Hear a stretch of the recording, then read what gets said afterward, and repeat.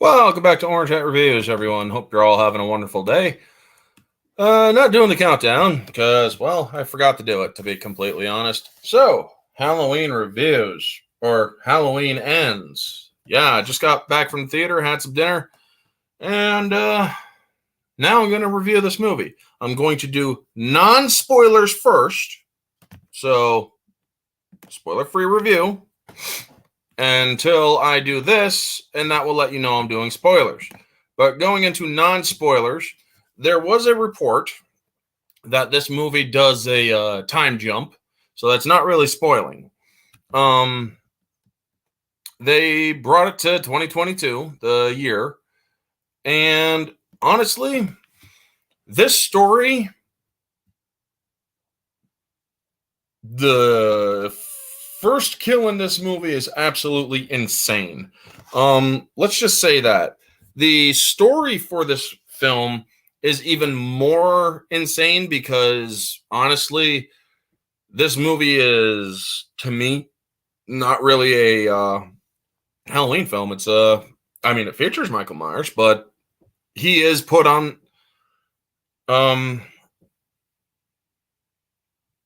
this movie is objectively, from the fact that it's a Halloween movie, not good.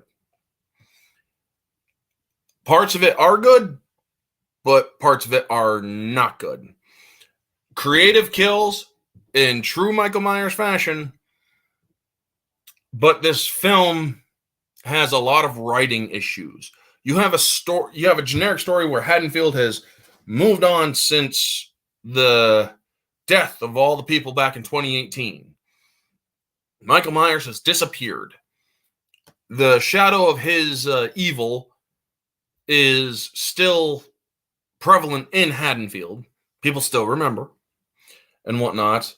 And so there are deaths, but they're not attributed to Michael Myers because, well, they're different methods that tell you that it's not Michael. Effectively, the evil of Michael Myers has infected Haddonfield in a way, even the people who didn't even come across Michael. So you also have the survivors. What's her name from the original Halloween movie? The little girl that Laurie Strode was babysitting along with Tommy Doyle. You have her all grown up. It's the original actress, Kylie Richardson or something like that. You have the granddaughter who's still alive. You have Laurie Strode who's still alive, and the sheriff that's still alive. This movie effectively, I cannot understand why they went the way they went with this movie. I honestly, it's like, what the fuck were your writers high on crack? Were the writers high on crack when writing this film? Taking every single idea, rolling it up into a bottle of shit or into a ball of shit and throwing it at the wall to see if it sticks.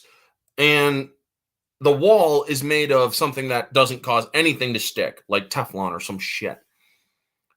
This movie was just not good. You had all the major players. You had Michael. And then you had some good kills. But this is not a Halloween movie. The writing in this is the biggest problem with this movie. The story is there's a secondary biggest problem. You had a compelling story, don't get me wrong. It just doesn't fit a Halloween movie. I mean, for crying out loud, there's going to be I have not seen any other person's review. I want to make that clear from the get-go. I have not seen any other review. I avoided people talking about this movie, and it's like, shut the fuck up. I want to go into this as fresh as possible.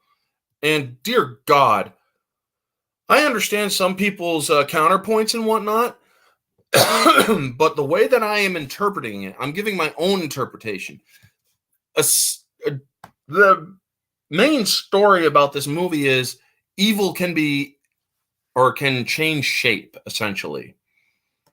The original Halloween and then Halloween Dies, or whatever they call it now, Halloween 2018, the directors and writers said, we are not making Michael Myers superhuman or supernatural. And then in the second movie, they fucking make him supernatural. I mean, he gets up after taking a beat down, getting shot up, and he gets up and is still able to slaughter people in Halloween Kills. Then he disappears for 4 years. And there's a small little nudge of the story in the beginning of the movie. And oh my God, my brain turned off for a moment. It's like, oh, short circuit, processing. What the fuck just happened? They literally broke one of the biggest rules in all of Halloween stories and all of fucking horror movies. I mean, holy crap. They actually went and did it in this movie. And it's like, holy crap. You just didn't see that coming. The title sequence with the pumpkin, I gotta say that was pretty cool. That was a very nice story, or very nice opening title sequence with the Halloween theme and the pumpkins. They did it differently in each movie. With Halloween 2018, they showed a rotting pumpkin reconstituting back to life to basically say, he's back. He's coming back to life. In this, or in Halloween Kills, they had the pumpkins on fire. And in this one, it's just pumpkin after pumpkin coming out and bursting out of these other pumpkins, which is essentially a hint of what the story is. And I got to tell you, folks, it's like, are you fucking kidding me? Are you fucking kidding me? This is what you chose to do.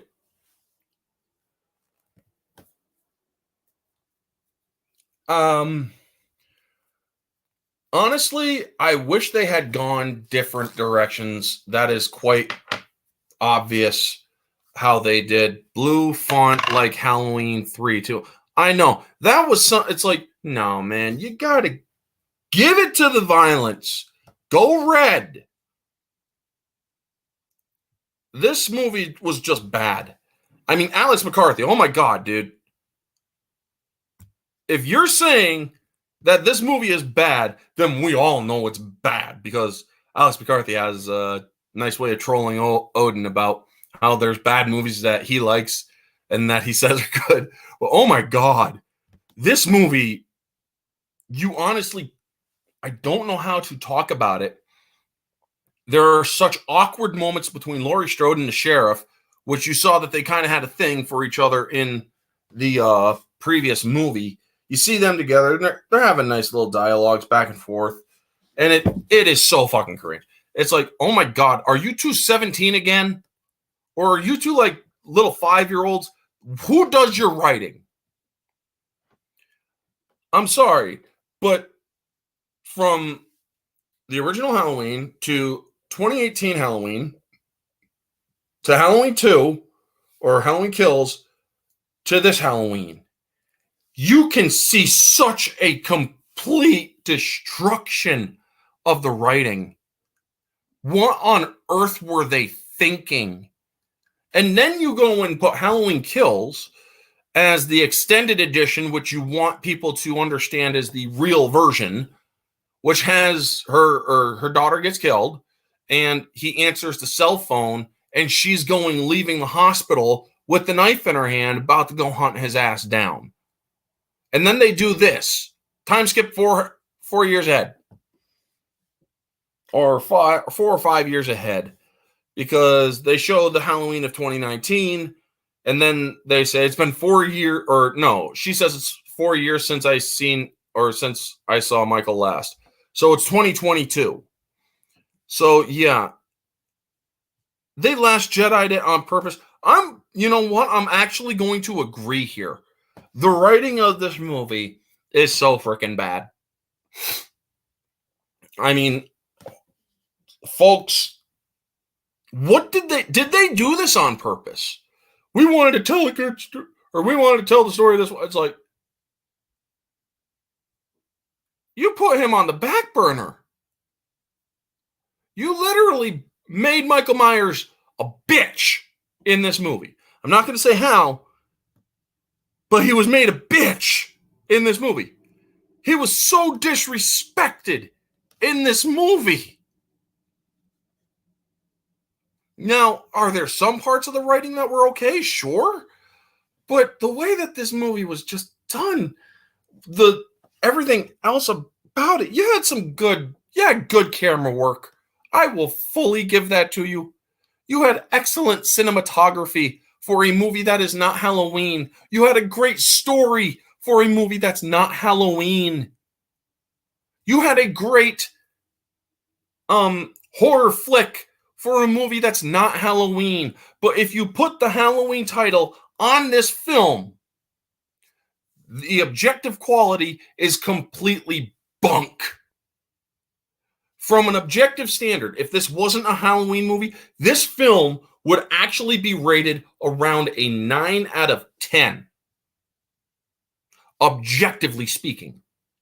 However, if you put the Halloween story about Michael Myers and Laurie Strode, this movie's objective quality literally drops to a 5 out of 10. What on earth were they thinking with this story?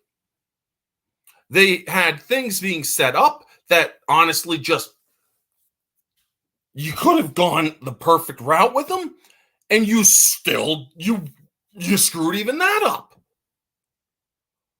Holy crap. It's like, do you guys not understand what you were doing here?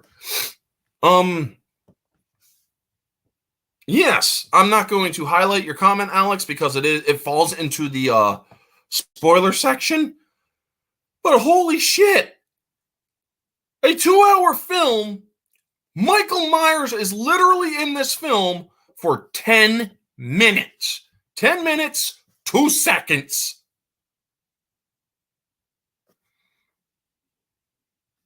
Holy crap, folks. It is that bad.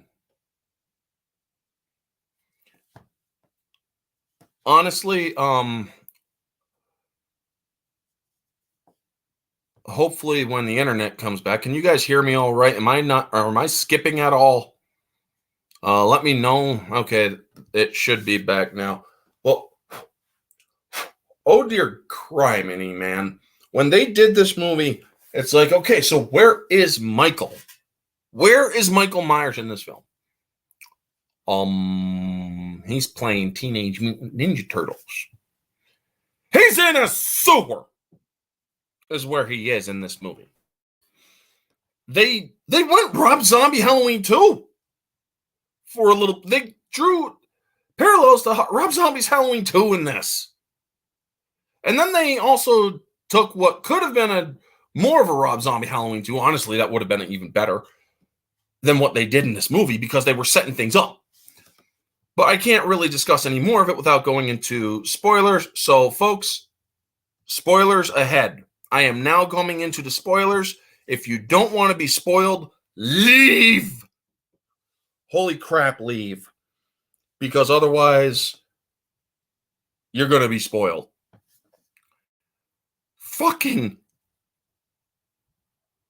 Okay, so now we are going into spoilers. I've given people enough time to leave. This movie has him disappearing for 4 years. He's in a sewer.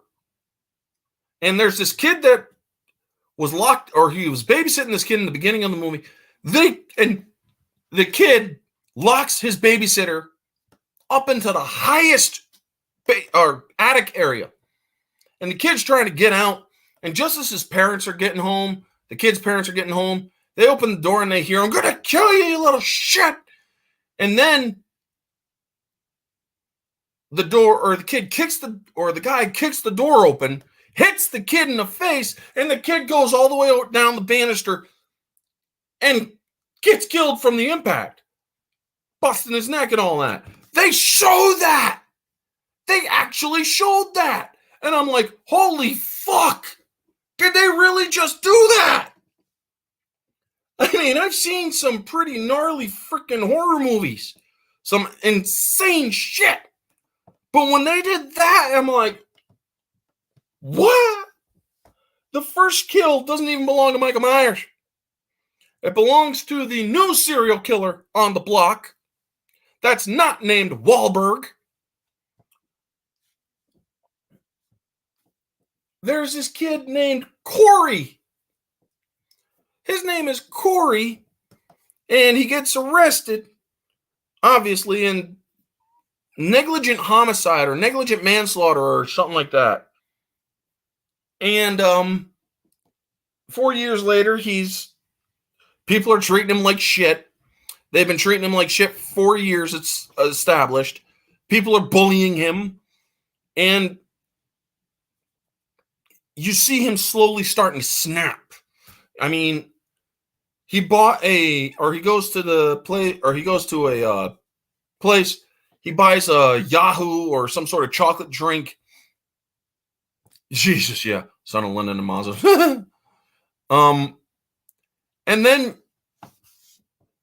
this film, literally, he crushes the thing because they're calling him a pedophile and murderer and killer and all this shit. He crushes the thing in his hands, and the kids bust or kick him, and Laurie Strode helps him up, and he's introduced to Laurie's granddaughter.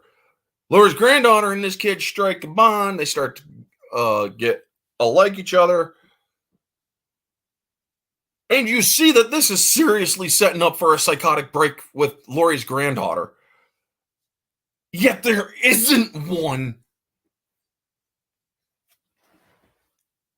Michael Myers is in a sewer, and a lot of people are probably thinking the whole supernatural aspect when the kid sees Michael Myers in the sewer because Michael drags him.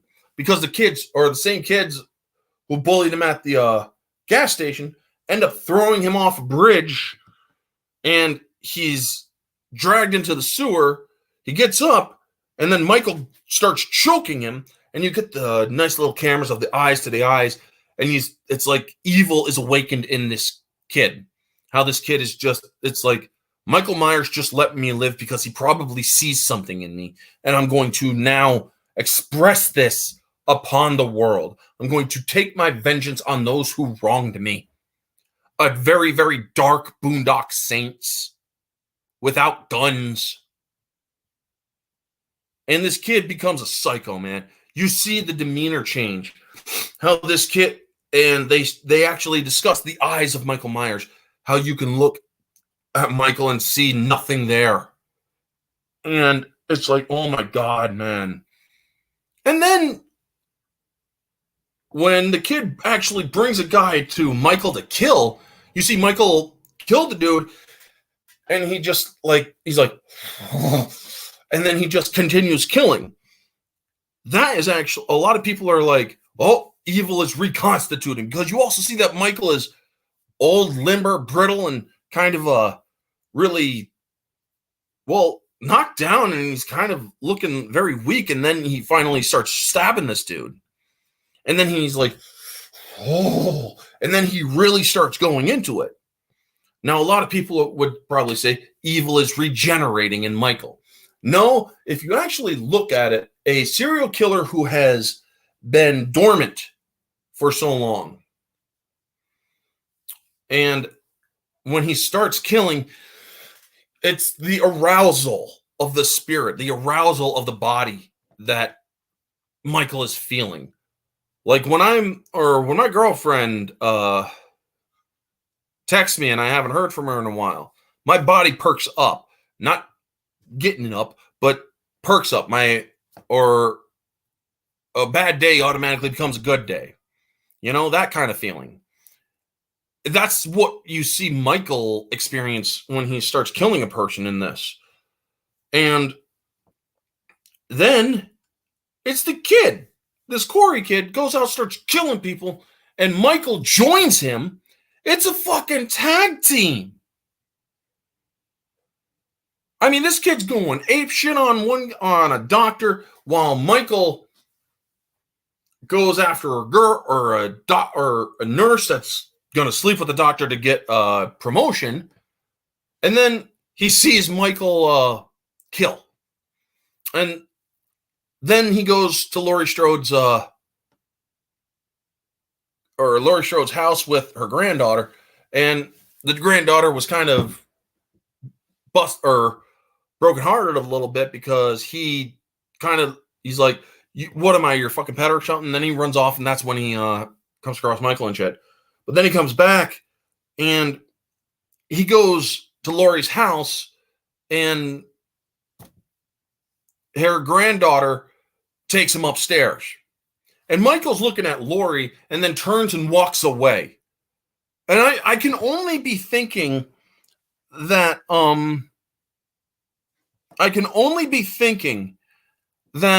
Michael is like, okay, now kill her. Kill her. Why aren't you killing her? Motherfucker. And he turns away in disgust. Because obviously it's like, why wouldn't you just go straight for Laurie right then and there? You know? This movie was just so bad, folks. The ending, they got to make sure that there's absolutely no way that Michael comes back. They give him a fucking funeral procession in the dead of midnight on Halloween. After they think he is absolutely dead, they lash him up to a fucking car. They drive him to the freaking car dump, turn on the metal masher and put his body in it, and to ensure that he is never coming back. And I'm like, okay, you've assured that he is not, you have assured he is dead. Now also, Halloween Kills has one less kill in it, mind you. There's a kill count or if you have Halloween Kills on DVD or Blu-ray or whatever, and they have the kill count special feature that shows 31 kills, I'm telling you now it's 30. Because one of the people who you thought was obviously dead is alive. The black woman that Michael shoves the busted light into her neck, where she is slowly bleeding out and you see her die. She lives. She's confined to a wheelchair, and her sister is all pissed off at Laurie Strode for survivor's guilt or some weird bullshit. People treat Laurie Strode blaming her for what Michael has done. What kind of writing is that? I mean, this movie is so fucking bad. As far as I am concerned, Michael Myers died in the Laurie Strode trap in the Halloween Dies movie, in the 2018 movie. As far as I am concerned, he died in that fire. She burned him alive till there was nothing fucking left. Halloween Kills and Halloween Ends are a poor conclusion to the Halloween series. You should have fucking left it after that movie, and it's like, okay, 40 years, you got a great story there. You got kills that have come back. You got Michael doing his thing, and then he finally dies. He had 2 of his fucking fingers blown off. He got shot. He got ran over. A person would succumb to these injuries if they are not supernatural. This series, it went off the rails. From Halloween Kills to Halloween Ends, it's completely off the rails.